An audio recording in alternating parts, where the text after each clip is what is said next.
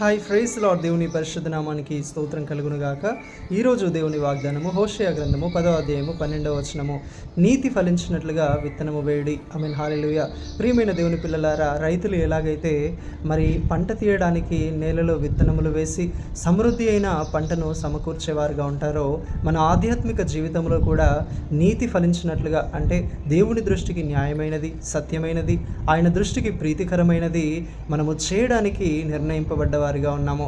కాబట్టి ప్రియమైన దేవుని పిల్లలారా, అన్యాయము కానీ అక్రమము కానీ మనము చేయకుండా నీతిగా, యథార్థముగా, సత్యముగా మనము జీవించినట్లయితే, మరి దయతో, నీతితో కూడిన కార్యాలను మనం జరిగించినట్లయితే, మన జీవితంలో సమృద్ధి అయిన దేవుని ప్రేమను, కృపను పొందుచు, అన్ని విషయంలో ఆయన మనకు తోడుగా ఉంటూ, ప్రతి విషయంలో దైవికమైన సమాధానాన్ని, సంతోషాన్ని అనుభవిస్తూ ముందు కొనసాగేవారుగా ఉంటాం.